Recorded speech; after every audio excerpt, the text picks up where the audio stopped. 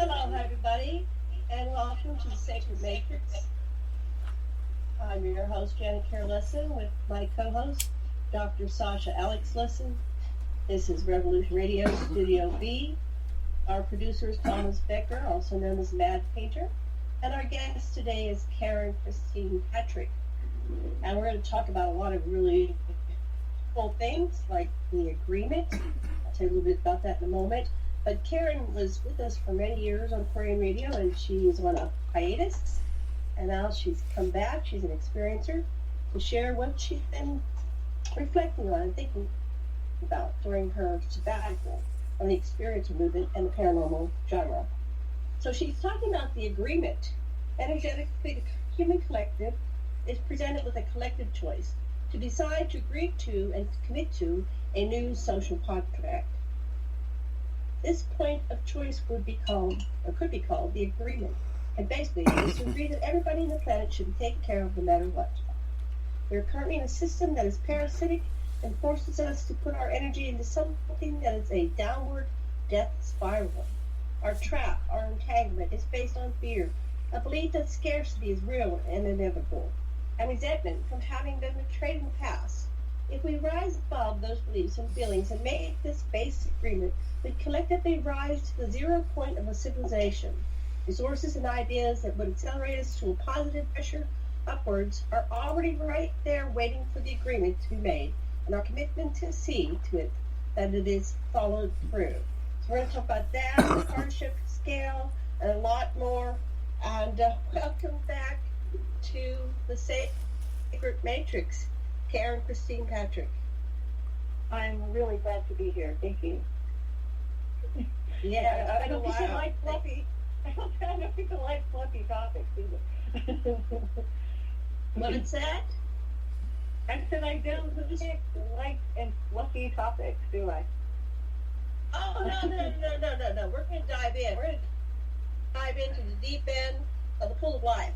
And we're going to deconstruct everything that's going on and figure out new paradigms for experiencing existence that respect all consciousness, all life, and the entire continuum, which is a big job. Sasha, what would you like to say? Well, the question is, how do you go from a cognitive understanding to a political reality in this situation that we're in now? Oh, yeah. And I got ideas. Okay, you and Elizabeth, she's got plans and she's got ideas. Okay, yeah, that's start off. Tell us your theories. So it kind of topic-wise combining two ideas here. One is what you read, the agreement, a social contract that agrees that everyone on the planet deserves to be taken care of no matter what. And the Kardashian Scale, which was a idea in 1964 by Nikolai Kardashev, and it's kind of some terminology that gets thrown around kind of in the circles we run in about a type 1, type 2, type 0, type -1, civilization level. But I thought it'd be interesting to revisit the scale and how it came about and kind of what's it about and corollaries to it. So several futuristic thinkers had some ideas about how should we measure the level of our civilization, its level of understanding of things, its level of use of resources, and so forth. And so I want to start with the social contract theory. So social contract theory came about in the Enlightenment era. That was kind of where it was thrown about in the 1700s. And we actually get our ideas that are in the Constitution of the United States from social contract theory, because basically the people at that time felt that the social contract with Great Britain had fallen apart, and King George was not holding up some of the values that they had developed of equal representation. Taxation without representation was a problem. And so basically the Constitution is a new social contract, kind of written in the very limited thinking of people who's mostly like landowners and wealthy and white guys. dudes, rather than, it wasn't very inclusive, but it was a stab at, trying to come up with something that could last a while and be useful for building a society. And then in subsequent years, we had various movements to attempt to address the omissions in the social contract.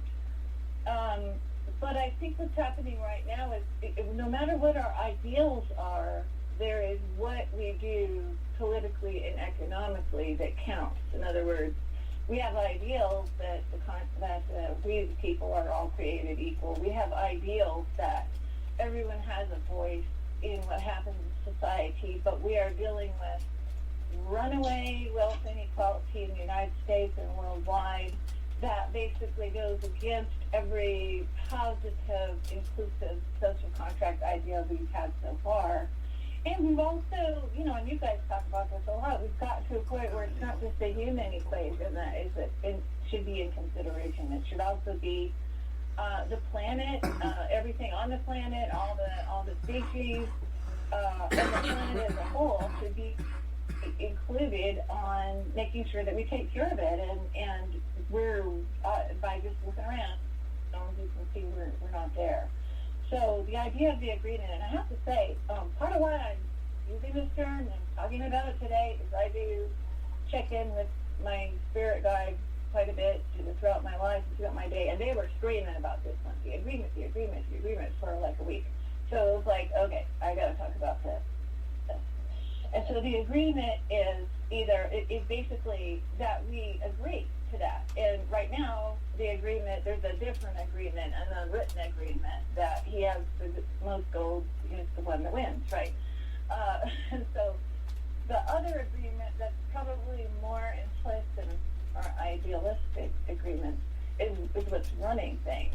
And we're seeing the result of people being disenfranchised from decision making, and the needs of our planet and the species and making sure life is continued on Earth is also not involved in that agreement. So they were telling me that this is where we're heading. We need to, I think a Green New Deal probably reflects on this idea of a new social contract. And then, so when it says we the people, so I put this as a simple say, it's me, is it in your we, it ain't we. In other words, people or planet is disenfranchised from quote unquote we, or like the queen of the royal we. We're also used we, right? Then it really isn't we. It's not an agreement, it's an order and a command. And then I wanted to kind of also bring in, where are we going with this? Like, so we're kind of in a bunch of crises coming from this imbalance. And what does it look like of what would be a positive direction? And I've kind of brought back the Kardashian Scale, but some of the added on stuff, including my own ideas, of what would get us from where we're at. In a lot of times people say, like, according to most people's understanding that we're at a type zero civilization, there's nothing that says we can't fall lower and be a negative one. If we have a destructive path, we're now a negative one civilization that's in a downward spiral. So ecological damage and these kinds of things. So kind of combining those two ideas. So can you break that down, the current understanding of the Kardashian Scale and why we are a negative one rather than even a zero? What's your ideas on that? Well, let me, I have note cards, so I got to flip to that one. So the Kardashian Scale is, I got the card. Well, okay, while you're flipping, I got to say that one thing that ethnologists like myself look at is why do you presume that technology is a measure of spiritual growth when I know civilizations that are where shamans have total range of consciousness, and people that live without such advanced technology do find that Kardashev would think they were junk people, but they're not. They have really high ways of living, and they're responsive to nature too. Oh, I agree totally with that. Yeah, because Kardashian Scale with use of energy of the Earth system, and then that would be type 1. Type 2 is use of energy at the stellar or solar system, and type 3 is galaxy, and maybe an implied number 4, universal. But it was Carl Sagan who talked about information, like how much information is available to us. Where our technology is giving us a lot of information, but are we really using it well? There was another gentleman, Robert Zubrin, who suggested it was the mastery of. So the mastery of, what does that mean? Does that mean mastery of control, or is it mastery of being in concert with? So if we have a masterful way, something we say is quote unquote primitive, right? Actually masters their environment. They work with the environment that they're in to live and be, and are embellished. Absolutely, we need to realize that our ideas of what is advanced needs to be out of balance with the natural world, and that the consciousnesses of our planet and all the beings together. I agree with you, definitely. Yeah. So what we're seeing here in our world, it seems, and correct me if I'm wrong, is that our technology is way in advance of our social and spiritual evolution, probably because of the alien intervention, and we were given technologies way beyond what we would have naturally created in our own natural evolution. So when the Roswell crash and all these stories about Eisenhower got this technology, and suddenly they went from this, pretty primitive technology just because they got the nuclear technology to the spacefaring time travel, crafts, which our secret space program has. But that's probably why we are facing a major de-evolution. What's it called? Going backwards, because we have the potential now to blow ourselves up in 100,000 different ways, right? And we're not ready for it. Yeah. We're not ready for that technology. I think that's what we're seeing here. That's why it's like, we're actually going backwards. We're going to become a negative one, which they don't address. They just started type 0, right? And type 0 once again is they're saying we're a type 0, right? Well, you're saying it's different things. Well, I think type 0 hasn't mastered those things yet. It's one of the maybe ideas there. But type -1 would probably be what you're talking about. I mean, if you give a teenager a car, now they have the ability to be far more destructive. So you'd hope they'd be responsible, but that doesn't necessarily mean that they would be. In other words, we probably have the ability to do more damage now than we did.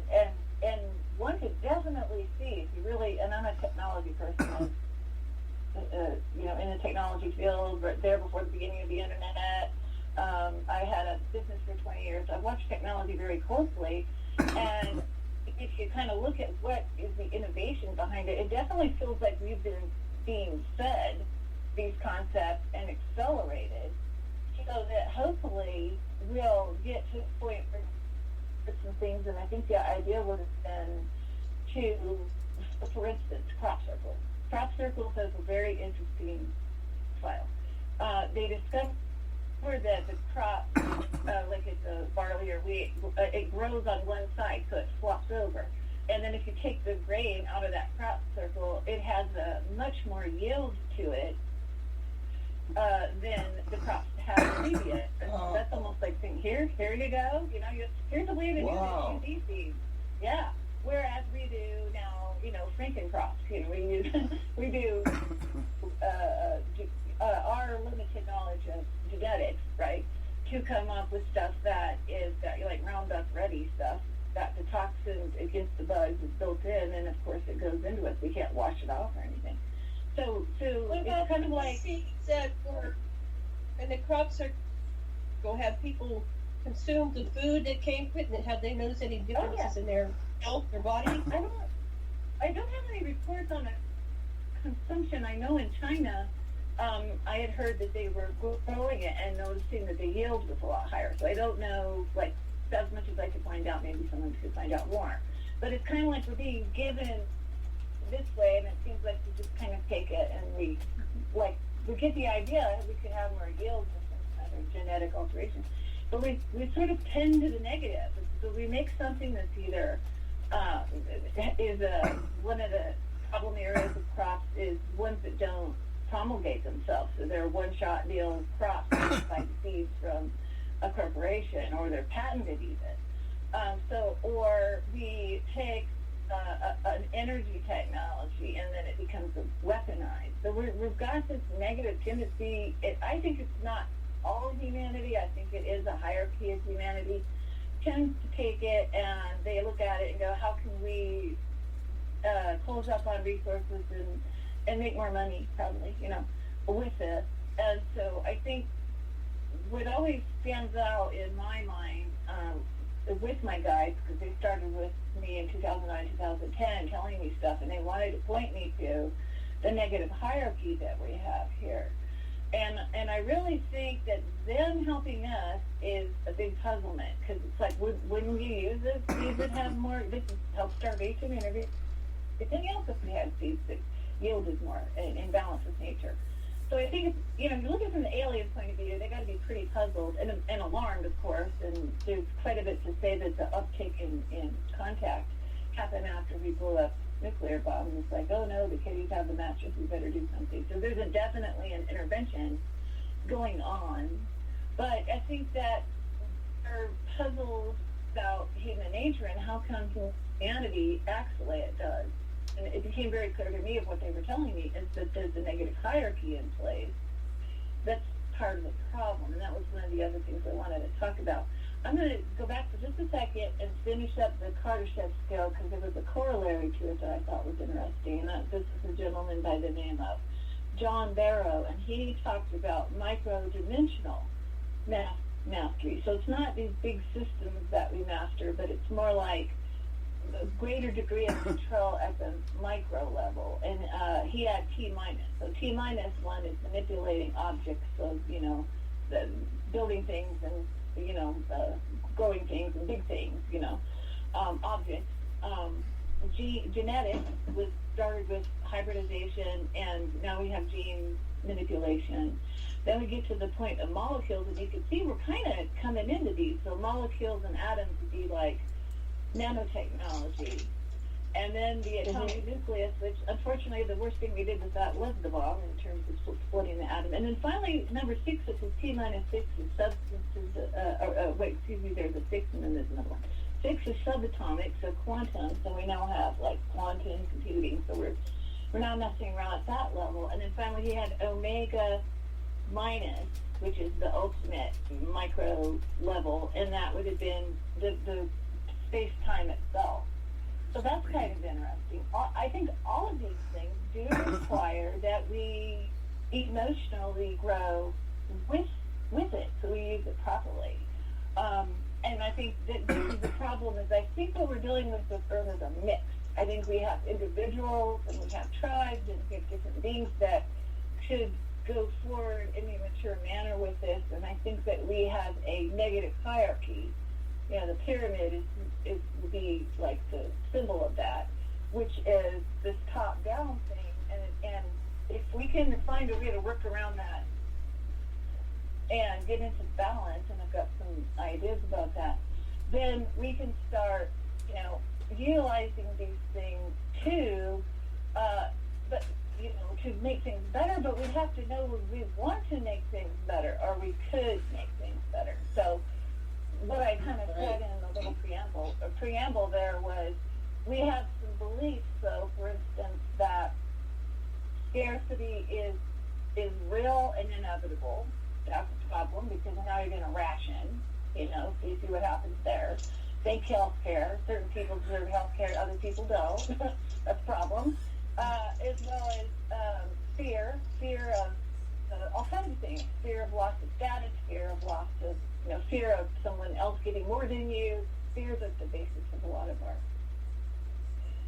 problems of deprivation. I've been saying never underestimate the power of deprivation. You'll find that deprivation is a fear base of, I've got to make sure I have some, if I'm going to steal it or I'm going to monopolize it and I'm not going to share, and that sometimes comes from deprivation mindset. And these are base ideas. These are like, any given day you hear people talk, like try to listen to the news. What are they talking about? Oh, they're talking about scarcity. How can we afford that? And I love that if it didn't include me. I want to break this down a little bit. So let's slow this down. Sasha has a comment, and go ahead. Sure. Well, it just seems that some people embrace the suffering of others and don't find it low at all. They get off on it. Yeah, is that a human quality? Is that a draconian quality? Is that a quality of all species? And I like to look at it from the intergalactic cosmic level, because looking at things from inside the box, you only see the box. But looking outside of the box, you can see the whole system and get into. Because what that list you mentioned earlier about, that's why I need to stop right there. What was that list? The first list you had about all the technologies, the quantum level. I need to, if you could send that to me, I'll put that on the page. Yeah, that was micro-dimensional mastery. So it's like a Kardashian Scale, but with an added idea of micro-dimensional mastery. And you could send that to me later. But that apparently, what the whistleblowers are saying, exists at our secret space program has it, but they're not allowing the average human being to have it. But we're starting to get it conceptually, and so it might start being universal when more people wrap their heads around it, and they start creating it as well. But right now, it seems like one of the things they do is they limit technology and ideas and concepts, and then they put us in a box. Which right now we're in a political box. There's only democracy or communism or socialism, and everybody's locked into it. And then they demonize the other one, whatever they are, they demonize the other one, and that's a reason to march off to war and to kill each other, or to, outvote someone politically. And from my perspective, none of them are working 100% by themselves. Right now we have, a little bit of each, but there's probably something much, much better. And if we can look at it from the extraterrestrial perspective of how you govern a planet and how you govern a population, I'm sure on this Kardashian scale, it will be something that we can't even imagine right now. So if we can image it, imagine it, get our minds around it, we have a place to go. It seems like humanity can't go anywhere unless they can get it conceptually. And once they get it as an idea, with the image and imagine it, then we can wrap our minds around it. So what Roddenberry did was he created it conceptually in science fiction. And it seemed like we were going there for time. But now it seems to be somewhat hijacked by Star Wars. Star Trek has been Star Wars. So what did you want to say, Sasha? Come in here and add your 2 cents. I know you want to speak. No, not really. When you went on past it, when I got lost in the science fiction, I can't remember what was before that.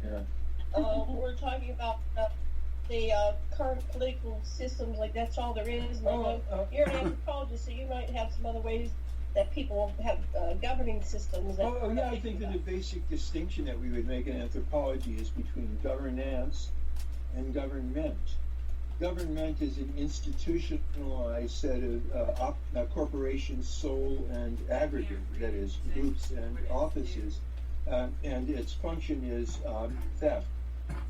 Stealing the wealth, whatever it is, the products of people's labor, and it continually aggregates more and more to itself, and takes less and less from the people who are governed by governance, which is the ways they work out by ad hoc commissions, which are dissolved after the commission has been fulfilled, by positions that are commissioned for durations of said time, by a number of devices that involve consensus. Don't have to be democracy, doesn't have to be, but the whole idea of whether there's someone in charge, and whether that one is in a office, or what we call the corporation soul, which goes on, and the king is dead, but along with the king, where the Congress has been emptied of all its crooks, and here's the Congress. Those are institutions. Beware institutions, from my perspective. And the basic sanction in anthropology that people have is the sanction of nullity. Once you stop participating, and I think that what you're doing ideologically is giving people a basis for non-participating in systems that are systems of government rather than government. Anyway, I don't want to say anything, so I'll just be quiet. That was great. Thank you. Yeah, you zeroed in on one of my cards that you gave me some good words to put there, because government is to govern the mind, and governance, I'm not sure what Nance means there, but I'll look it up. The way I put It is it the way you function. It's the way you function. In anthropology, we find there are a number of societies which we call acephalous. That means there ain't no boss, but there's lots of other ways of working things out. And what does Nance mean? Nance? That means it's a nominalization. It's changing the verb to rule or govern into a noun, and I'm making a distinction between the two nouns for the purposes of this intellectual discussion. And the government is what again? Is an institutionalized set of offices and corporations that go on through time, so that a corporation is seen as a person, and is given the same rights as an individual, which abrogates the rights of individuals. I'd like to ask you a question, Sasha, because I was thinking of that very thing, and the idea that we had the Citizens United decision basically granted corporations personhood. It's basically our first granting of personhood to kind of an AI, really. It's an artificial intelligence. It's an organization. Did you say? Mm-hmm. I think that's right. That was the death knell for the pretense of democracy that we've been living under. And believe you, when you really understand American history, you know that it's a pretense. With slaves from the beginning, women excluded from the vote, half the population of the country was already here in old Mexico and taken by conquest and surreptitious theft. Oh yeah, and the Native Americans, what we did to the Native American population, who had their own government. Yeah. Had their own government. So you talked about the kingship and why we broke from the English, and they weren't really giving women to get the vote until the 20th century. 100 years ago. Just 100 years ago, right? And yeah. And then even over there in England, you couldn't vote unless you were a property owner or something at one point. And then they gave it to more of the common man, and then they gave it to the black man, and eventually it got around to giving it to women. And it was like, wow. And the same thing happened. Oh yeah, they didn't even count. Well, they didn't even count the black man as a whole person. They were trying to decide if he was, a 1/4 of a person or half a person. I mean, it was an intellectual effort to be alive with their, they said their belief was. And it was one of those things where do what I say but not as I do, a goal, but it sure fell short. And it was, literally, and I'll get back to this topic of the feedback loop and the power of the feedback loop, but what I put it for governance and government was a holistic organization or a vampiric organization or a parasitic. Right, yes, perfect. Right. Yeah, and so they used the labor of all the people, disenfranchised people, but they had no voice or no agency whatsoever in how things were run or what laws even applied to them, as a group or individually. And so we had the dress That's parties right. and all kinds of things.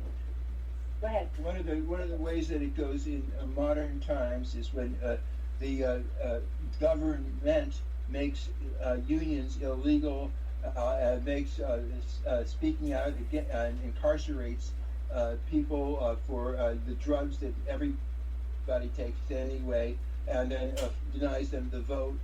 But basically, when they enshrine the corporation, which is the factory, and the owner of the factory and their business at the expense of the people that work there and the consumers and their safety and the consumers that have deal with the product. And that's all part of enshrining or institutionalizing a corporation, so it becomes a part of the real governmental system that's running things. And of course, the Citizens United just made the secret process more explicit. Yeah, and I hope we revisit that to reverse that, because it basically enshrines not just a corporation but a vampiric form of it. Yeah. So I kind of put it this way: people, when you have been involved in a person who's an energy vampire. So this is somebody who, when you are around them, you feel really, really drained after, because they've been energetically demanding attention and pulling energy from you. So this is the same thing. We've got the concept of the corporation, which is sort of deified in what capitalism thinks of itself. And yet you have a division between the going on with who reaps the benefits from. And so we've been trying to vampiric AI, basically. And we're seeing the results. We're seeing the results of it is degradation of the environment, because we're not, environmental systems, for instance, are holistic. They will go to a natural homeostasis, which is a balance between all the different things. So I was reading this week about a guy who made a terrarium with plants and water and all kinds of nutrients and everything in a big. What? What? Where'd you go? Hello? Hello? Okay, Whoa. you're back. Okay. So you said aquarium and then start again. Yeah, it was a terrarium. So it was a homeostasis in a big glass jar. And this guy put plants and nutrients and water and everything in this thing. And it achieved homeostasis, or a balance with itself. And basically, I think it was for like 50 years or something like that, with no problem. Just adding light. Everything stayed in balance, and that's homeostasis. Well, that's a positive or a holistic type of system. What we have is we don't have homeostasis. If you don't have homeostasis, if things are imbalanced in the system, then it will eventually fail. And so we're seeing the beginnings of the failure in our system by the fact that it literally affects nature, which naturally tries to fall to homeostasis. But the kind of permanent toxins that we put in the environment, and the never letting things recover. We had a big lesson in that in the Dust Bowl days, when we didn't rotate the soil and take care of the soil, and it died, basically. We couldn't support the kind of farming that had been done. We keep getting this lesson, but learning it the hard way instead of learning the positive side, or a holistic balance. And so basically, go ahead, finish your thought. Okay, do you think that something like these viruses, like the coronavirus, I heard that it was genetically created or modified and altered and created in the lab, but let's just say that a virus came out like the Spanish. And Bill Gates owns the patent. That's what we heard. I haven't been able to research it. I haven't had time, but let's just say the Spanish flu, which came around last century, and it wiped out millions and millions of people. So you talk about how this planet Earth is, out of balance, and perhaps that's nature's way of, depleting this human population and bring it down to a more manageable level, so it can go back to this, stasis period. homeostasis, yeah. Homeostasis format. That gets into that gets into a big kettle of fish, because we would have to look at what happened with the eugenics movement. So basically, kind of what we got going is, when the homeostasis starts to get out of balance, you start to get feedback. So something, starts to happen to give feedback, and that's the feedback loop. In nature, my favorite homeostasis story has to do with when I was a kid, and we went hiking to this one lake, and one year there's a lot of flies, and it was awful. And we went home early. But we came back the next year, and there was a lot of frogs, because the frogs ate the flies. And then the next year, there was a lot of little snakes, which was not my favorite year, really, compared to the flies. And then the next year, there was a lot of birds. It's because nature was trying to use the natural predator of the overgrown species to kind of knock it back into balance. So nature will do that. It will adapt. There's this general kind of a thing that comes out of chemistry by a guy named Prichogine, which says that systems have achieved relative homeostasis, but there's always perturbations of the energy that runs through the system, could be national or political or whatever, and that these things are two things. The perturbation, that means disturbances, get more and more violent, and the system either disintegrates, and like Janet just said, everybody gets killed except for a certain percentage and they rebuild, or it agitates into a higher level organization, which is exactly what Alexandra Ocasio was saying, that it's time to totally get rid of the college of electors, to restructure the government to save the planet, etc., so that there's both a crisis, which can be destruction, and it's also an opportunity, which may be part of a larger way of functioning, which is to always embrace the apparent poles of dualism and create a higher energy synthesis. Oh yeah, totally.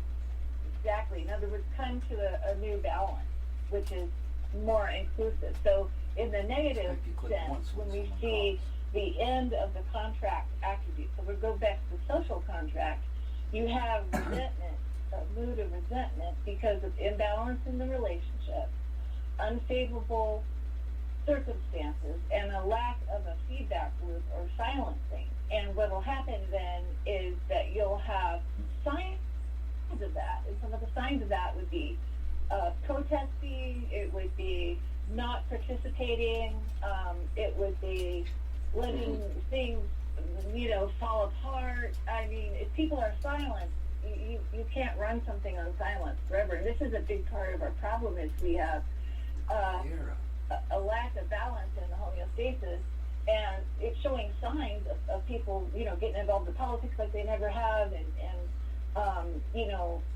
they're tired of just protesting and saying, no, we don't want this, we're not going to take their reins and go. But what is happening at the negative level, so the negative parasitical one, they panic and they just say, oh, there's just too many people. And I know that a lot of people are very wedded to the idea that we're overpopulated, and I don't want to exactly, bring on that in that sense.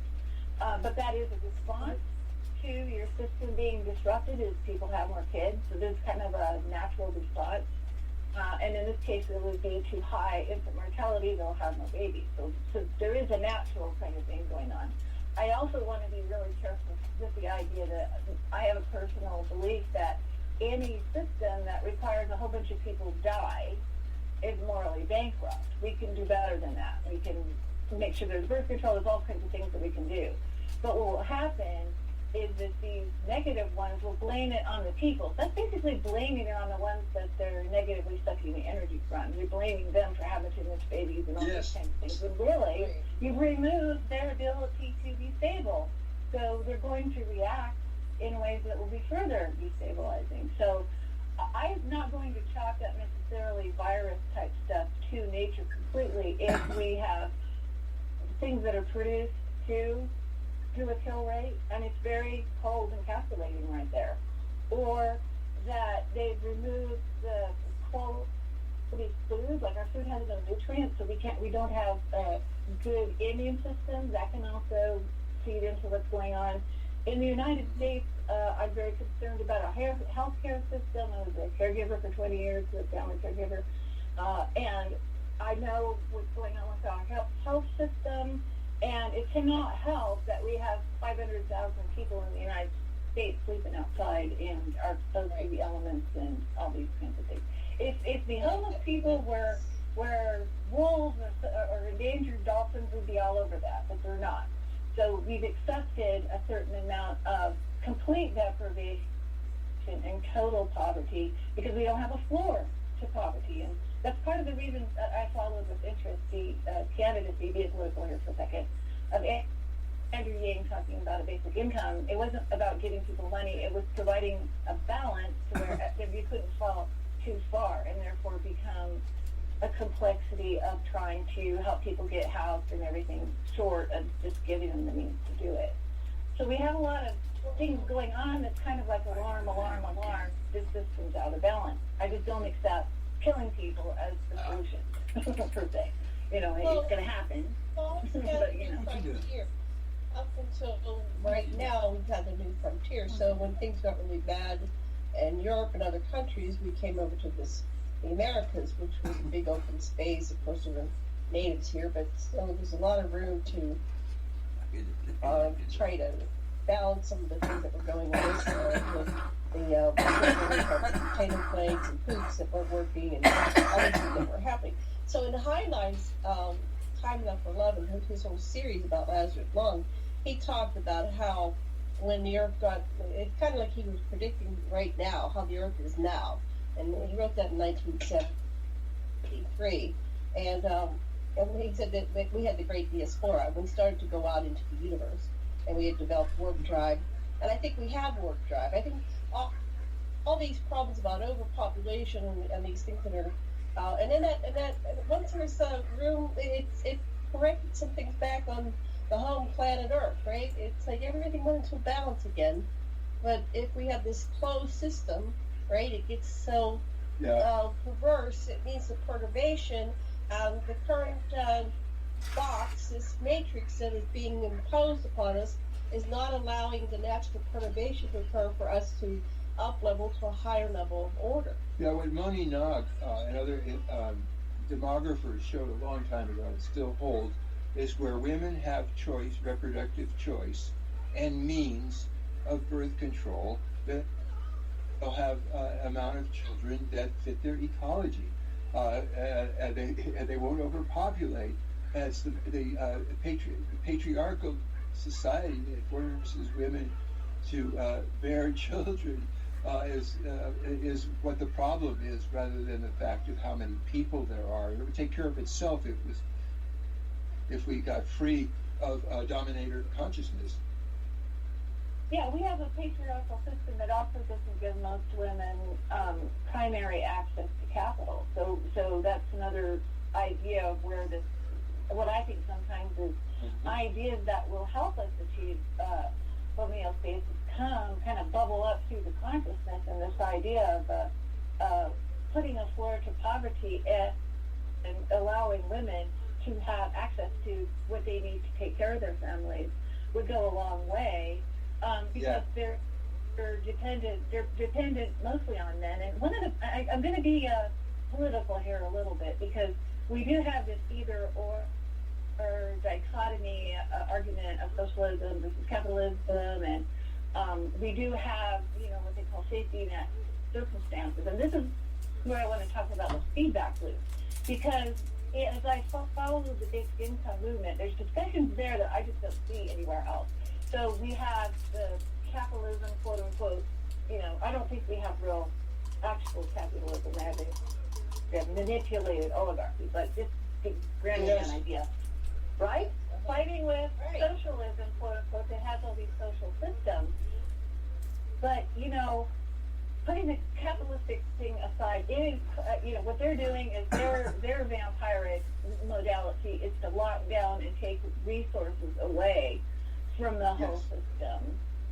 And on the negative hierarchy of the government system is to say, well, we're helping people, but they're doing it through something called means testing, by which before you ever help a person, have a budget. You pay for all those salaries, all the benefits, all the office equipment, staplers, paper, everything for a system before you make this big system before you get help to people, and you make people run through hoops.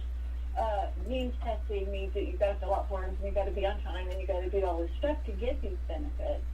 And the missing feedback loop on that side is, so the missing feedback loop from the bottom, talking to the top, let's say, the base of the pyramid talking to the top, and capitalism would be, hey, we need, better salaries. We need to be paid better. We need to have more fair distribution of choice. On the other side is, they're not listening to the people who are receiving the benefits who are saying, look, this is I got to go to 14 different agencies to get help.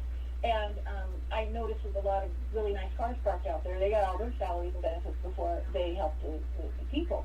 And then that's a missing feedback loop. So a lot of times people defend our programs without really checking in with the people who are recipients. There is no place to protest that within the system.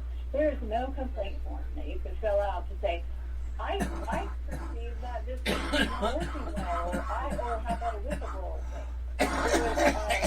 thing? There was a big case about people skimming off of the welfare system, and it was just, we're not talking about, welfare recipients, we're talking about the people who ran the program. And so there's now arrests and all kinds of investigations going on.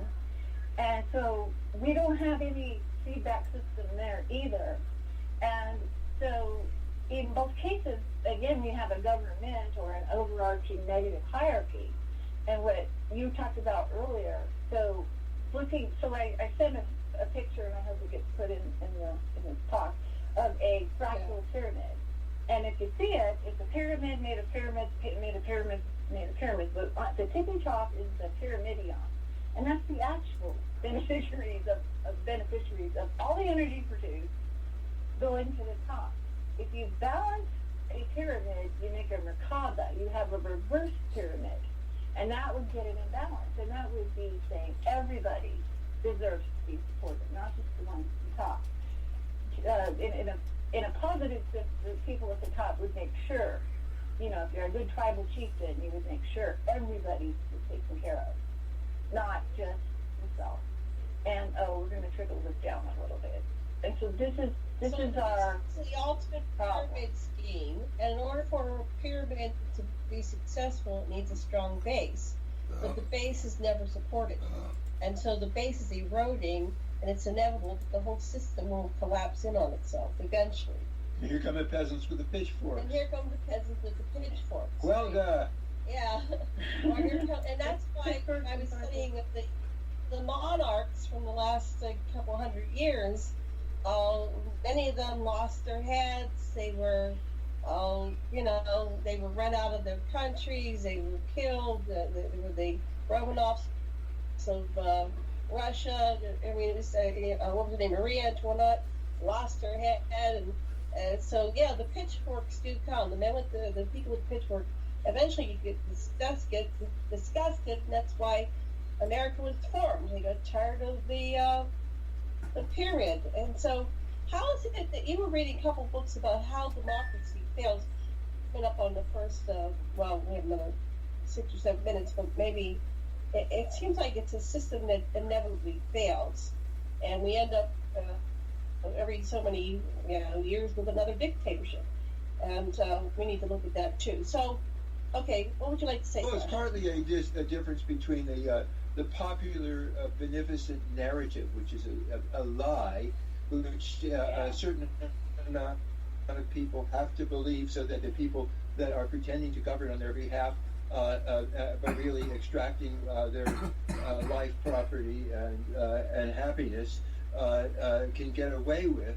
And if they can't do it internally, they foment external conflicts which are orchestrated so that one or the other takes it, but they try to maintain, and so work like we're doing here, I think, destroy this beneficent public narrative and give us a chance to really see what's going on, that the government is stealing people's lives, and it's a cancer, and there's a cure for cancers, for that matter, that's being stifled by the cancer industry that has to get more grants because they almost have it solved every year. It goes on and on and on. We know that route is wrong, and we're making it informationally available that people don't have to follow this common narrative that the government's your friend. We don't need this government. It's killing us. Well, with this medical for-profit system, there's no incentive to ever cure anything. Because once you cure cancer, you're out of business, right? So if they were to cure all diseases, they would be eliminating their own wealth stream. And so the whole problem is money, actually, to get to it. It's money and hoarding and greed. You have to care for the people who are put out of work, but that doesn't mean you just say, oh, you poor people, you've been making bombs. Well, let's, you got to keep making bombs. No, we say, how about following your heart, following your soul? What do you really want to do? Well, the next 100 years, we could spend a lot of time cleaning up all the destruction we've done on this planet, and we could also have people go into things like mental health care and health and wellness care, because we're all traumatized and ill from being subjected to this onslaught of poisons and environmental destruction. Yeah, okay. We have like 4 more minutes. What would you like to say, Karen? Back to you. Well, you guys are right on it, and you would be, because I know you guys, and you get it. I think what I want to do is bring a little bit more of the mindset. Like, where does this go? How do we take back the mindset of where we're going so that we don't continue to basically fall into a trap and be fooled, because we're being fooled, and it's basically a trauma-based mind control system that's in place that has got us fighting with each other and not even seeing what we're saying. Like, you try to tell people that they don't even see it a lot of the time. Right. Yeah, and they could really have a continual system if they just kept the slaves happy, right? The slaves are pretty simple. We don't mind it if they keep us with a high standard of living. But for some reason, this current generation of plutocrats are, tightening, like they want more money and to take away, and now they're making everybody disgruntled and unhappy and dying and suffering, and so it's totally unnecessary. They could go on for millions of years and we wouldn't notice if they just kept us with our basic needs and happy. We're pretty simple creatures. We don't, for the most part, not anybody need, people are happy to have their little house in a cul-de-sac, and but for some reason somebody is disrupting this system, and I think we'll pick this up, and I think it's an outside force. They want this prime real estate. That's my theory. I think outside and inside and above and below and within and parallel are all part of the same process. And we have to look at the greedy part of ourselves and balance out the part that wants stuff for ourselves with the part that wants other people to have it. And each one of these dichotomies where we attribute to the ruling class all the terrible things that are inside of us too that we can't come to grips with. I think that we need to deal with our own greed and our own lack of consciousness of how the systems in which we are engaging are hurting and killing people. Oh, I agree with that. Right. Yeah, I totally agree with that, and I think we have a vampiric energy that's in the mix of this. It's quite intelligent, quite diabolical, but it's something we can resist. But we've got to get smarter. Yes. We've got to get wiser. Definitely. So that we don't fall into those traps of resentment and all kinds of things that keep us hooked in to the trauma-based mind control, traumatizing ourselves and traumatizing other people. And it really is a mindset. It really starts with our minds, and it starts in our hearts a lot, too. So, yeah, I'll be ready to talk about that next. Yeah, when we back up, we'll go into that, and I think that, that's the conclusion I'm coming to, but getting from here to there is what are the next logical steps? How can we lay it out so anybody can wrap their minds around it and get it, and then start activating it individually, which will go collectively. Go ahead. Well, if the trumpet declares martial law or a state of national emergency and won't concede the election when he loses it, that's time for a general strike, for nothing to happen, just like the people of Paris do.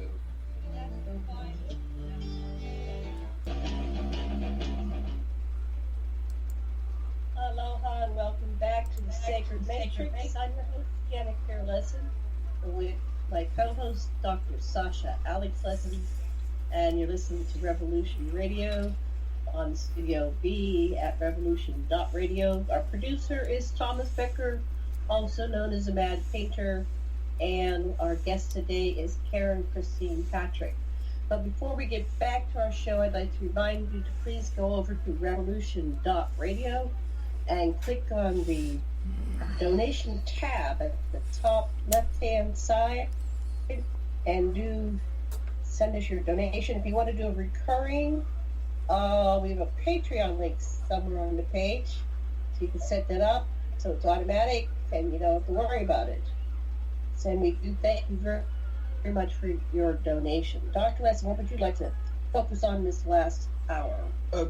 We'd like to look at our system has reached a critical point where we can either evolve to a higher level, or we can break down into smaller, even less efficient levels. And so what we're going to discuss partly this time is what can we do as individuals, as groups, and as a planetary cognitive system about all this stuff we've been talking of. Back to you, Karen. Welcome back. Yay! Get an amen for me on that, because I don't like to talk about just problems. Those are pretty obvious, and if you try to solve problems in just in a negative sense, and stomping them out or overreacting or whatever, it's not going to get you anywhere. But something that you said earlier, Sasha, was basically so within, so as without, right? So we really I can't tell anyone what to do, me personally, but I can look at what I can do, and it does require, if I resolve the things within myself in a fractal kind of way, that will lead toward resolving it corporately or in a sphere of influence. And so I'm all about that. I really do believe that. But so how would you? So on a personal level, how would you resolve it a fractal kind of way? If you can start with the personal. A fractal kind of way. Well, a lot of it's going to be adjusting thinking. So one of the things, so I think we have a trauma-based mind control system, constantly keeping us in an uproar, constantly making us fearful, constantly creating a sense of scarcity, and it literally is quite deliberate. Recently watched a documentary of Sigmund Freud's brother, cousin, who basically gave us our commercial system of selling things, and so applied psychological technology to make us buy new clothes and make us want to get a new car and all this sort of consumerism that kind of went on. And then it got, of course, extended to how do you make a candidate more appealing and all, so it really got intertwined with our whole political system. Maybe it even did too good of a job because they started something called planned obsolescence, and I always talk about my stupid toasters. My first mother-in-law had a toaster that she got it right after World War II, so it was built like a tank.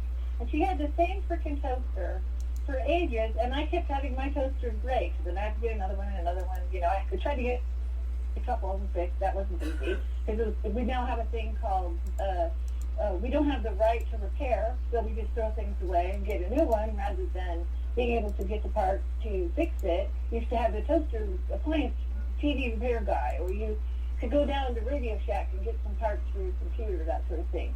That's all gone, and we just throw it away. So we have a throwaway society because that benefits somebody. somebody benefits from that.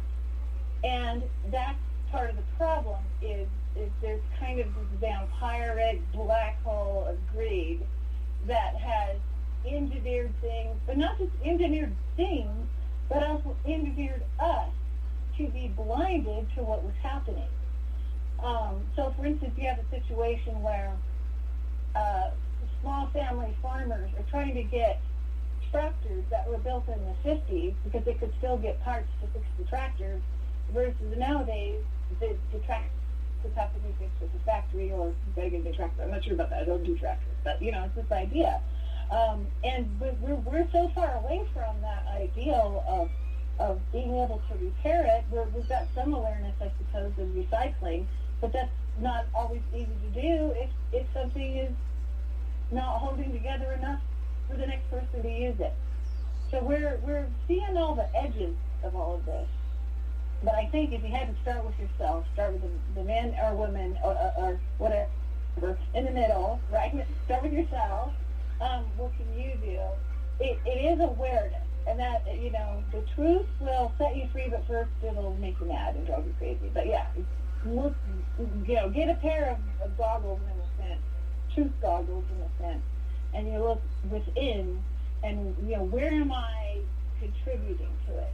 And the trauma-based mind control is forcing reaction, and this is something my guides went on about it, like with me. They said the reactor is the slave to the actor, meaning that react. Yeah, right. It's awful because I know I've reacted so many times in my life. It's kind of very convicting. But if we do reactive, like we react, it means that we're acting in the same destructive potential as the act, which is meant to make us fearful or force opinions or, make us reactive. Because if we're reactive, we're not in a rational mindset as if we respond. And respond would be starting with looking towards what's the balance here.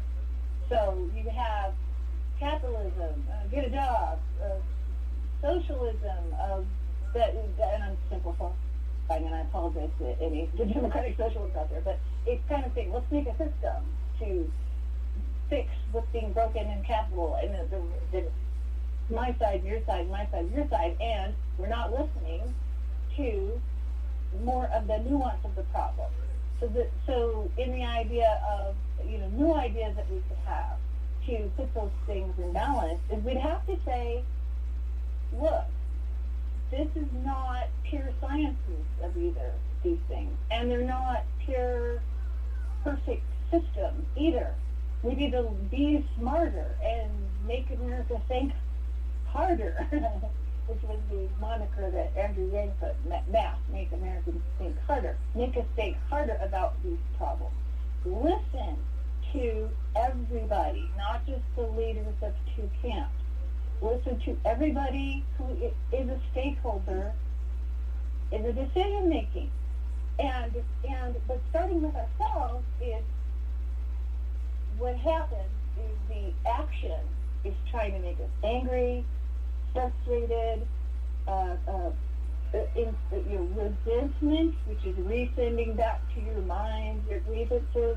And I'm not saying that's not valid, that there wasn't an outrage, so to speak. But just take a deep breath and look at the problem with all the pieces on the table. Yeah. So I love what you're saying. I think the critical thing that you're saying, Karen, is the listen to. In psychology, in the psychology of selves that I practice, the idea of listen to is even greater than listening with the ears. It's empathize with, form a field, a coherent field with the other person, and they can feel that energetically, as well as you can feel them energetically, and then you can look at meeting each other's needs in a synergistic way. But the beginning is that thing that you're calling listen to. I think it's totally grok the other person. Because they're just like it might even start listening to yourself, because the lack of self-appreciation is big here. Is if you've been beaten back so far that you can't listen to who you are and really get your felt needs all the way on the table and acknowledge that you have value. That's a big one for a lot of people, is that you deserve to be supported too. Not just everybody, not just the planet, but you just deserve to be supported. We're having a very great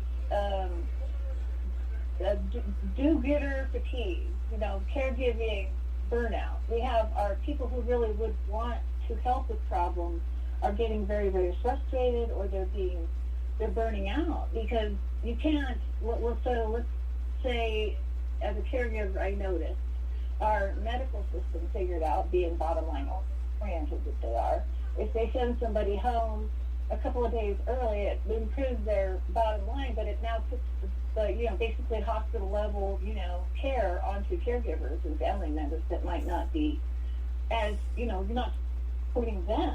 And so you're getting caregiver burnout. It's like a thing now,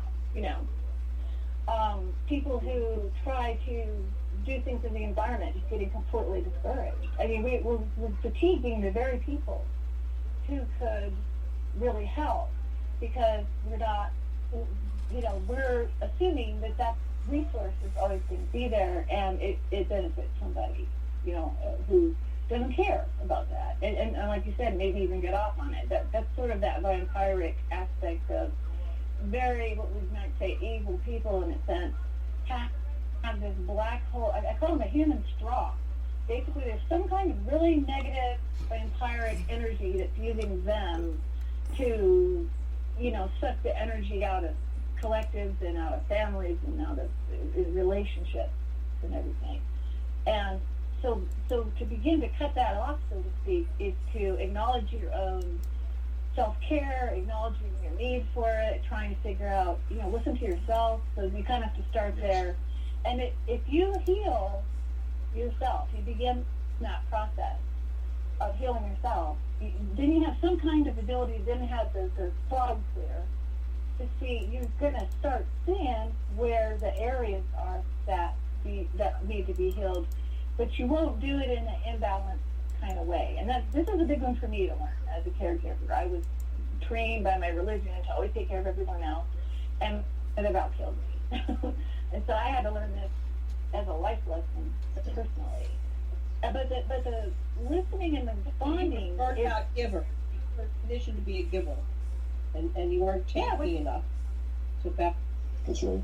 Oh gosh, no. And nor was there support. There's not very good societal support. And what we have right now, and I talk about this gentleman who had a wife who was kind of in and out of the type of cancer. I'm not sure which cancer she had, but she finally got into remission. Yay, that was wonderful. And he dropped dead of a heart attack, the very next year. And that was because he was doing a caregiver thing and probably didn't go get checks for whatever he needed to take care of himself. It's really easy for those kind of people not to check their own health and what they need to do. And that would be an out of balance thing, and you literally have one condition creating two patients in a situation like that. So then, when we start to see the reactive thing in a system, so a group, like a family, it's like start to figure out a way to let the people who've been silenced, because typically they're the most loudest, demanding voices in the room are shouting.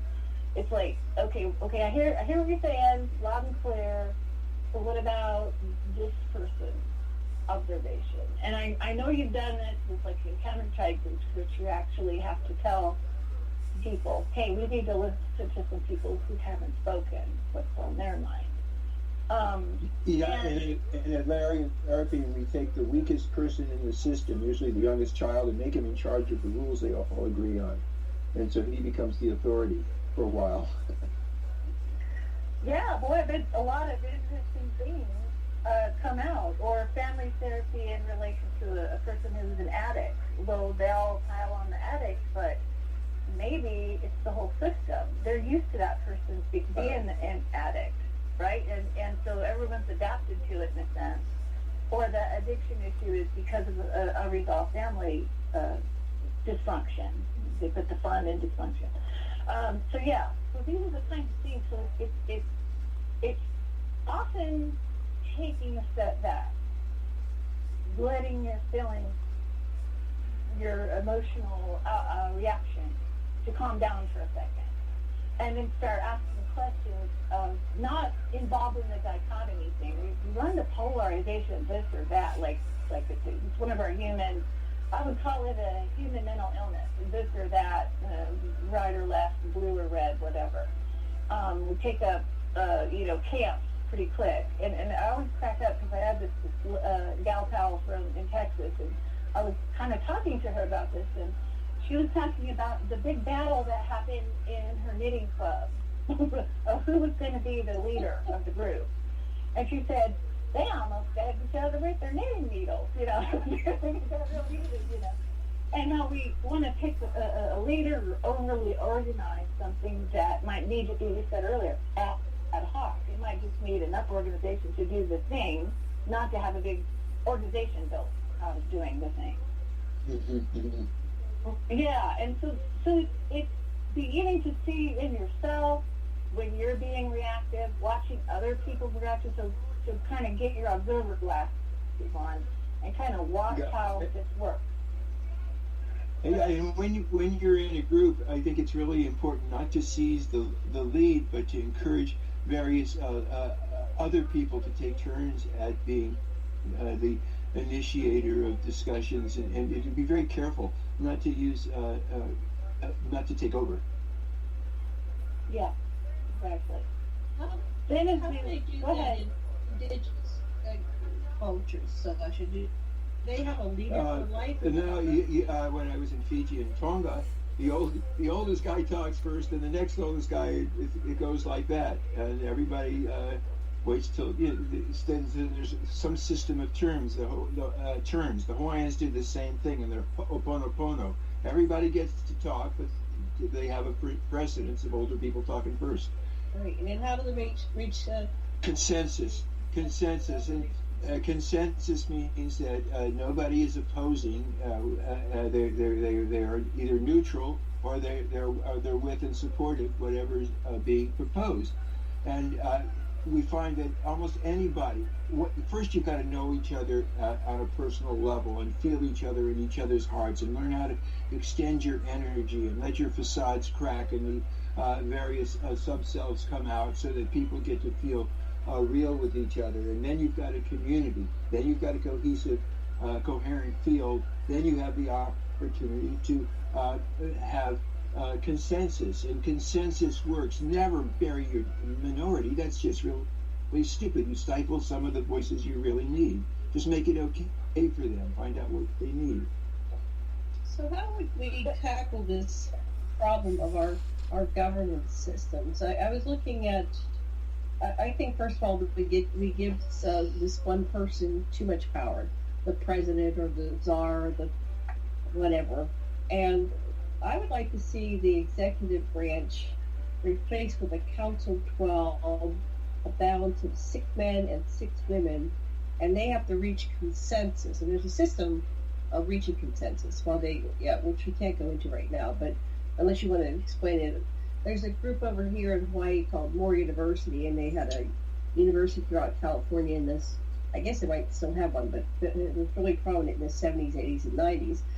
And so when your tribe or your community or something needed to make a decision, they kept talking about it. And before the vote, they would say, I'm thinking of voting no. And then they'd say, okay, tell us about your considerations and your reservations, and we'll listen. So everything gets put on the table, and eventually, with everybody putting up their concerns, and they reach consensus. Now, that'd be hard to do in a whole country, but perhaps if we had smaller units. I had a download from ET one time. They said every 10 people has a representative, and every 100, those group of 10 people go, and there's 100. And that's what Cuba has. I didn't know Cuba has that. Yeah. I just got it in the down ETs. And eventually everybody has a voice, so there must be a better way of doing this whole governance system. I interact with a lot of extraterrestrial societies, and they just look at us and go, what in the world were they thinking, So, let's put some of that on the table. So you have what you can do individually because we're coming in from the last half hour, what can we do? What ideas do you have to create better systems for our planet?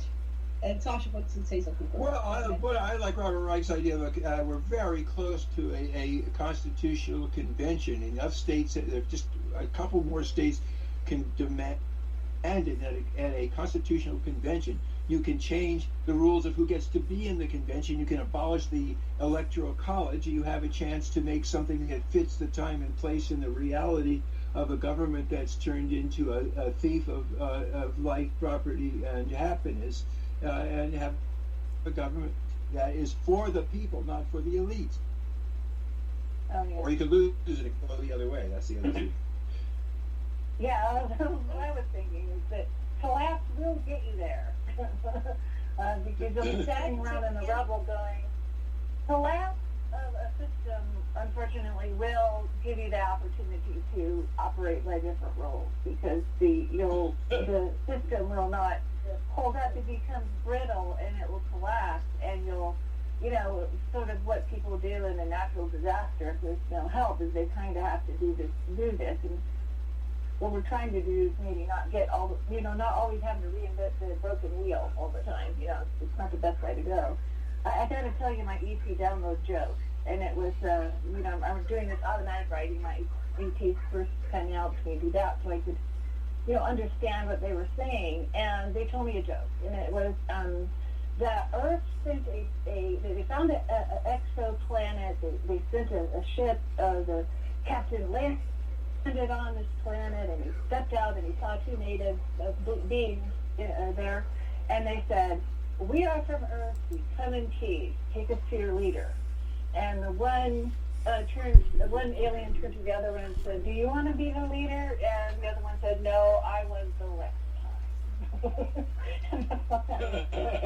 In other words, they were kind of like, looked at it as a nuisance, I think.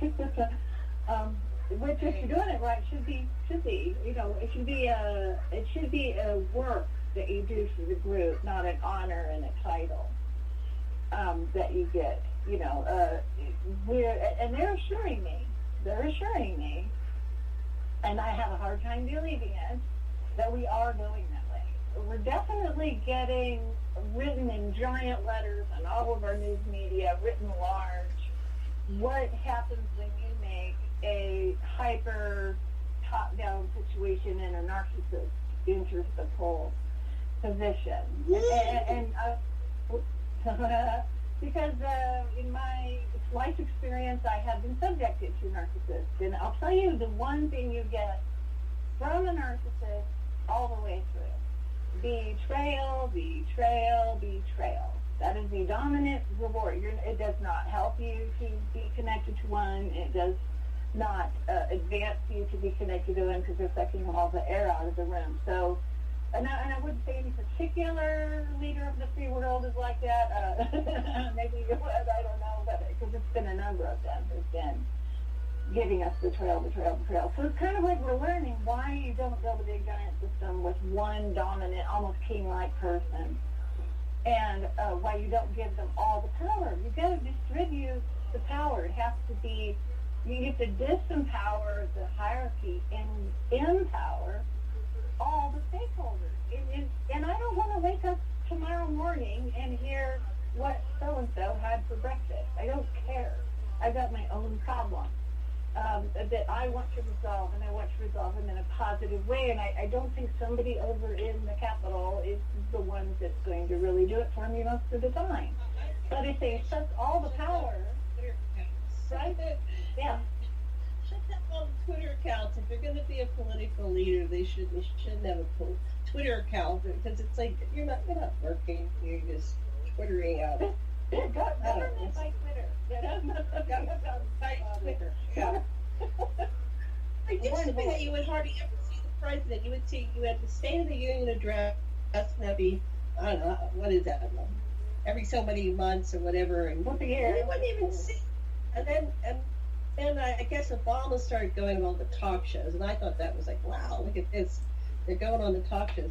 But we went from an occasional talk show to you know, I'm taking apart, you know, it's like, oh my God, why do we need to know everything, right?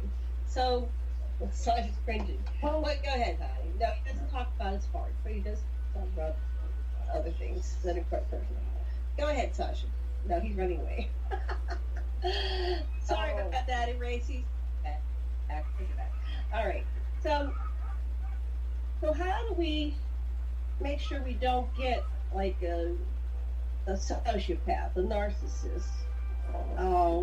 Do we have some kind of intelligence test with an emotional intelligence test and the physicals and all the tax returns? What do you guys think of that? Some kind of system, because if you were to get a job as a CEO of a regular corporation, they would have these qualifiers. You know, you have to have at least a bachelor's degree or whatever. You know, they would have basic, get them experience in that job. But we literally have had a wrestler become a governor, or we've had actor number one. Although at least Reagan went through when he became a governor, so he got some background. But if anybody can go and become president without any kind of real experience, and next thing you know, they're in charge of the nuclear bomb. What do you guys think about that? Karen, you go first. You know, at the beginning of our country, we had not the intention that the president was going to be running everything. We had states, we had individual states with individual ideas of how to do things, and that would have been a distribution of power and authority. We have had a strengthening almost more and more and more to the federal, but the amount of stuff going through one foci, so that's back to that focal point at the top of the pyramid, it will handle certain things well, and other things, most things, not that well. So it's the idea of if you find that you have an argument about who should be it, rather than should there be that much power in any given, you know, where's your pinch point? Where is the bottleneck to whatever it is you're trying to do? And so what I'm excited about is I really do see that there are ideas out there that begin to help us change how we do things. And we need to pay attention to those things. So, for instance, pay attention to the economics. There's a lot of people who are sitting in a learned helplessness position who are completely capable of making their own decisions, but because we have changes in our economic system, they're disempowered from doing that. And you re-empower them back. And if you have to, you might have to demand that. But a lot of the times you just say what you see. Once you've observed it, you say, look, you're making these decisions. This decision should be corporate. It should be involved in a council. It should be, to break these systems down and call it. Like this, you're over here making a decision, or we're waiting on you, whatever your mood is that day, when it should be a distributed situation. So, begin to realize that you do have a top-down thing that doesn't now trickle down, and just say, look, we have a top-down system that things don't trickle down. We have a system over everybody that does not include the decision-making of everybody. And call them, whoever is saying, no, we need it, just say, call them on it. Like say, you make a decision in that way, this is what's going to happen. If you make decisions for us economically, you're reducing the intelligence of the decision if you don't include all the minds involved. So, a lot of it is once you understand these dynamics, speak to them and, again, suggest a better way.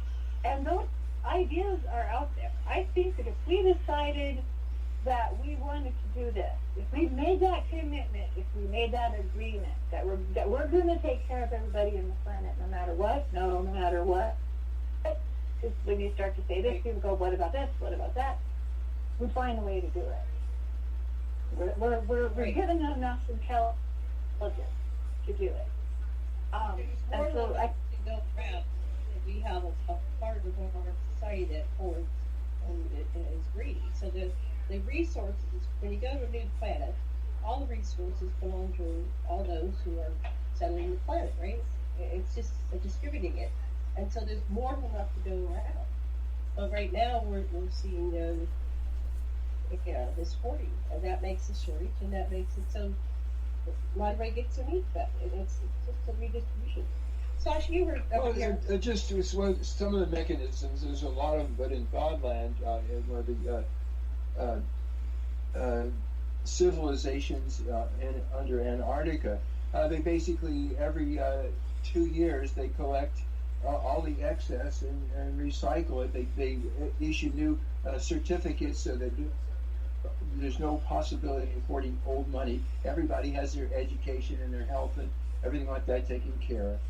And so that's one way, is guaranteed support, whatever form it takes. You don't need to have chits. You can have it be totally electronic. But forget about the idea of money and being able to exchange money in some way that leaves people holding more and other people holding less. That's what's crazy. Yeah, we don't know how to. Go ahead. I was just going to say, just have 1,000 a month, and everybody would get it, and so there'd be no bottom.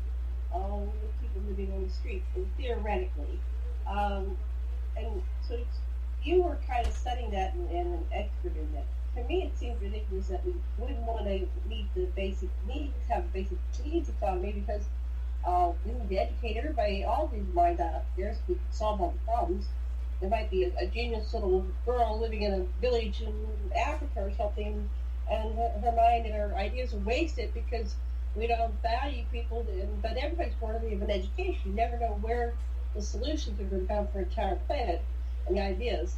And so empowering everybody to at least have some kind of whatever knowledge they want to acquire, they have a way to get in the right to get. So they need communication, the internet. They need transportation, be able to get to and from, your job, your school, a roof over your head. That's very basic. Everybody needs a roof over their head. We can have group homes. We can turn old malls into living quarters. There's a couple stores in town down here, box stores, we've been empty for years. Take the homeless, put them in there for a while, and then make something for them elsewhere. But get people off the street, because it's creating diseases. People are pooping and peeing in the streets, getting into our water systems, creating diseases. Go ahead, Sasha. Karen, you were answering, but go ahead. Just a few words from Kate Smith. Every life is meant for living. Every song is to be sung. Every gift was made for giving. It's the same for everyone. Okay, you were going to say something, Karen. No, that's really good. Yeah, and also we don't know how to deal with abundance either. And money actually is kind of like a marker. It counts things that are scarce, and that's how come we constantly have scarcity being, created. If something's abundant, so this is what Nikola Tesla ran into, is he was able to create abundant energy, but because you couldn't meter it in any way, because everyone was going to have it, and this is a huge wrong turn for the whole planet, not to listen to Nikola Tesla. He was destroyed over this. His idea was threatening to the power structure at the time, and they made sure that he did not continue with it. So we don't know how to integrate abundance. We need to have, we have a shortage of clean water. So what do? You stick it in bottles and give it to people that way. Well, no, we can create water systems and energy systems in our systems that don't require you to count it, because there's plenty of it. We'll probably have to do that in concert with nature, how nature does it. This is like looking, as I interact with aliens and they look at us, and it's like we really do look quite mentally ill from the fact that we don't honor the abundance of nature. Yeah. Money is the problem. Monetizing everything, including, they're going to be monetizing air some days, and you won't be able to go out unless you have your... Or in Tokyo, they have these oxygen masks that you put a quarter in if you have the yen. You're right, they bottled water, which created a disaster, which is destroying the planet and all the plastic. To monetize it, where they could have just distributed it to everybody and that be a basic right that everybody has clean water. And they Nestle takes it for free and sells it. right, and so Tesla, yes, he definitely has a total free energy system. And imagine what this world would be like if we had over 100 years of total free, abundant energy. So the monetization of energy has created modern slave society. Yes. Everybody's always praising capitalism, and it's like, it really isn't the best system, because this greed that results from acquiring this wealth has really destroyed the planet and caused endless deaths and suffering. We already have a cure for most of the diseases, a cure for aging, but because cures cannot be monetized, there's no incentive to release them to the public. And they continually maintain us, and then they don't provide the insurance, and so you run into your cap and your insurance, and they basically say there's no more money for, or you're old, you go home and die, but they have cures for disease, the disease of aging. They have them. We talk to people in the secret space program, and they've been in the 20 and back program, and they go and they serve for 20 years, and they get regressed back to looking like they're 20, and they do it all over again and all over again. So these technologies need to be released. I'm not sure what we can do to get them released, but we know they're out there. And so basically, this is a system of murdering us, keeping us short-lived, and killing us off before we become wise and resolving these, it's extraterrestrial. This is not human. It's inhumane, or it is what humans are. Mean, cruel people that are always shaming and blaming other people and trying to be small and down and stupid. I think it's an altered human problem, but you brought us something really good of the fact that, so going back to what is capitalism, a lot of people think that we actually have it, and because I grew up in a sort of a right-wing home and they were always banging on the capitalism drum, we had, these basic ideas of what that is, the law of supply and demand, and those things should be in homeostasis and in balance. And what's happening is that's not what we have. We've had, since the Reagan era, policies that have given us supply-side economics. Now, the guy who invented supply-side economics was Milton Friedman, and he happened to come to my college and talk, and he was a very short individual. I had to stand on a box to see over the podium. But he was a very interesting man. He said, okay, we're going to incentivize the suppliers, and that will drive down the prices. But what he also said, and this was ignored, is that you want to have, in his idea, a negative income tax. So if people drop below a certain level, they would get capitalized of their household with negative income tax, meant that you have basically kind of like a basic income, and that would allow someone to not go into poverty, for them to maybe go to school. It would support them like the idea of the basic income would. What we did was we incentivized the supply side, and we did nothing for what they call the demand side. And that's one of the things in the economics area, basic income is trying to do, is incentivize the demand. So one guy's a gentleman who went to Japan. He was a car manufacturer from Detroit, and he went through this when they were robotizing all of the, stations to make a car. He got to the end, and he goes, "That's really cool. You're replacing all these workers. How are you going to get these robots to buy a car?" I mean, he zeroed right in on the problem. And automation could be the best thing in the world, or it could be very negative. If we say people have to have jobs, and then we robotize those jobs. And what we could do is use our technology for abundance to save us not doing dangerous jobs or repetitive jobs. But what happens if you keep going with that? You kind of end up in Star Trek, right? Because what happens is the technology helps us create abundance, which would mean that we wouldn't necessarily have to have cash money, less and less if it's just available to everyone. We have one area that we have that, and that is our internet. Our internet was the one sort of weirdly free thing that we had for a long time. Now it's being metered. Now it's being taken over by the corporations. But there, for a while there, it was the Wild Wild West. And a lot of us who were really into alternative research benefited greatly by being able to read about what the aliens were telling us or what Nikola Tesla did.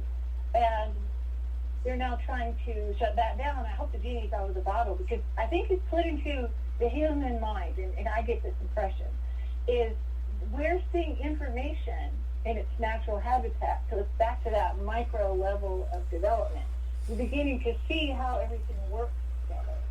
And we're very inspired, but the old-fashioned technology that's keeping us down is the monetary system. It has not kept up with human thought. And I think that kind of guarantees its collapse, at least in its current form, because if just a few people have it all, and it's kind of a monopoly game. You're sitting there with all those colors of paper, and you win. And guess what? The game is over. So I hope that... Well, I just want to interject something right there. Henry Ford was making the most Fords. He had no buyers until he gave all his workers a raise, so then they could afford to buy the cars, and then he took off, the car industry took off. So if you don't have people don't have the money to buy your products at the end of the road, the billionaires aren't going to be there. So somehow that's why gang makes sense. If we're going to automate everything, then that's great, because we can eliminate the dangerous jobs like mining, where people, mines collapse and they die, and their lungs fill with stuff and they die, and you can automate the boring and repetitious job, because that doesn't give somebody a quality of life to be doing the same thing all their lives, very repetitious. We're here as thinkers. We're creators. We have imaginations, and so encourage each person to do something that will utilize their brains and their talents and their singing and their dance and their artistry and things like that. So our job would be consumers. Give us the money. That'll really put a charge in the economy. And the economy right now is really not serving the average human being. Struggling from paycheck to paycheck. The GDP is not really an indicator of how life is. How life works. I'm sorry, I'm a bit exhausted. Go ahead, Sasha. You wanted to say something? Yes, you did. I saw you. I'll take care and back to you. We have about 10 minutes. Okay, we would be producers and consumers, because if we redistribute the ability to produce, so I'm very excited about maker technology, whether it's 3D printing or people saying, hey, I really want to know how to make clothes. I'm kind of on about garments, because that's a big source of pollution. Most people don't know that a big part of our landfills is textiles. Or we could have slow fashion and go back to creating for ourselves or for other people and sharing with each other. The dichotomy is going to change. It's just how much pain are we going to put ourselves through when it changes. And like I said, when they talked to me about it, I didn't believe it. They called it the transition. But what's happening is it's going to be too painful or impossible to do it the old way, and we will go to the new way. And our technology is supposed to get us there. Our technology makes it possible now for us to know when they're doing this to us. It makes us share, monkey see, monkey do. Hey, I like that dress. I could sew that dress. Or I like to make that system to grow a garden. I could do that. That is a big factor now, is the shared information base that we can share from each other. I talk to people all the time to learn how to do stuff on YouTube. They miss learning it from Grandpa, how to make a garden system or a water barrel or any of those things, but they can learn on YouTube how to do that, or how to make their own power system. So I think the genie's out of the bottle. I think it'd be good to focus on the areas where we see this change coming about and to share it with each other, definitely. Yeah, I think another thing that seems really important to me is to facilitate migration, to let people go where they wish to go, and that's how we learn from each other firsthand, and how things even out. To provide transportation to people that want to go someplace, and let people go where they want to go. Well, we had a teleportation system that exists, and we allowed people to had that technology, you could live in Hawaii and go to work in, Europe in a day and be home back in Hawaii for supper. So you could live anywhere and work anywhere. And that would just really change the dynamics. It's like every place can be a wonderful place to be.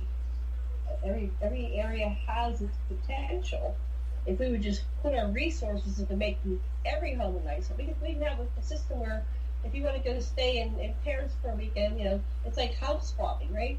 But every house, every place have its charm and be fixed up and utilized and maximized and big database, and you could share houses. You could share jobs. 3 people might work a job and different shifts, and there's all kinds of ways of coming into this cooperation, massive cooperation about jobs. I mean, even children. Why do we have all these children homes? If it was a big global database, all the children that are created would have homes.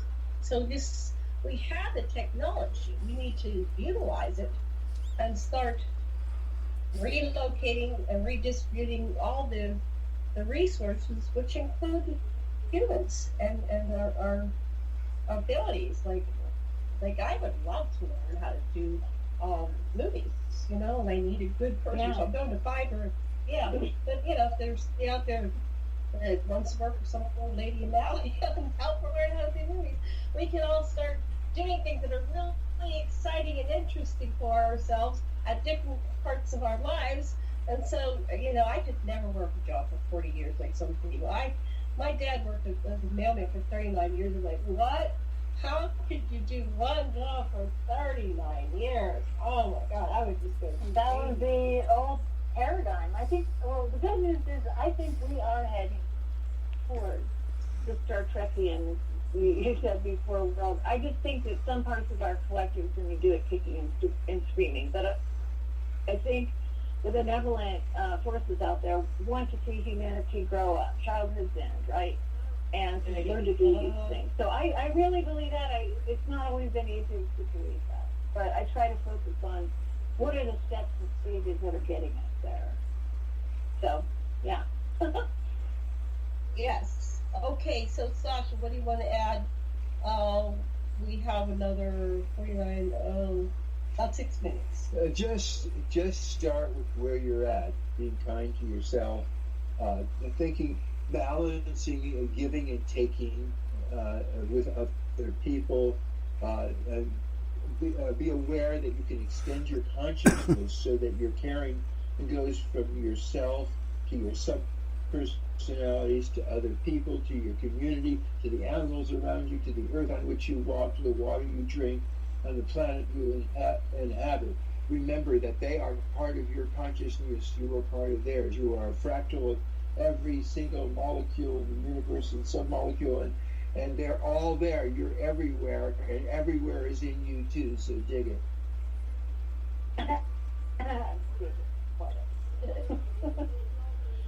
And I do, and I also want to give love and appreciation to things, and appreciation it coalesces and draws together. And starting with, I appreciate you guys having me back on and letting me do my thing. And I really appreciate that, and I don't take that for granted, because I think every conversation like this is golden. Thank you. We really love having you here.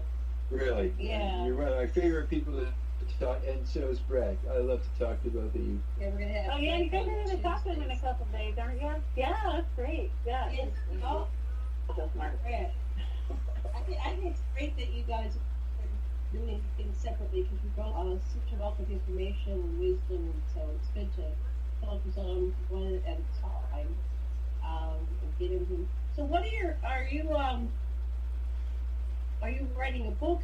What's your last book? But I know you've been away for what are your I did a hiatus. I'm a system psychic, so I had to kind of clear my field. I had to deal with some health stuff because I did not have, consecutive health care for a while, so I had to take care of some health things. Currently, I'm drawing together the writings that I started and then stopped for whatever reason. One of them is some of these messages from my guides called Transmissions from All Guides, and I'm working on that. probably Brett and I will be out and about and sharing that in 2021. We're still knuckling down. Brett more than me. I like to do art. It's very healing. So I've done a lot of art and shared that on Facebook, and that's my way to recharge my batteries. But yeah, both of us are working on projects that we hope to share with people in this next year, because we're still dealing with things this year that we want to accomplish. So that's where we're at. That's great. Okay, well, we have like another 4 minutes. What's the final thing you'd like to convey to our listeners? You've been really studying up on everything. I'll share about the basic income. Of course, we had Andrew Yang was kind of our point guy to educate people, and he withdrew from the presidential race. And I think he has moved the ball down the road of that quite a bit, and made people aware. I was part of the basic income movement prior to the president's bid, you know. But I think that's something people can look into. Basicincome.org is a great place to go. And it's really a wonderful discussion about how we distribute the energy to accomplish the things that we want, and how we make sure everybody gets taken care of. And quite a few people in those kinds of groups are also very environmentally aware as well. So that's a great place to go and learn more about these types of ideas. And I enjoy that a lot. There's great people in those groups. Besides the $100 or $1,000 a month, what were the other ways of helping to take care of everybody? Because some people, depending on where they live, that wouldn't go very far. They need a health plan, huh?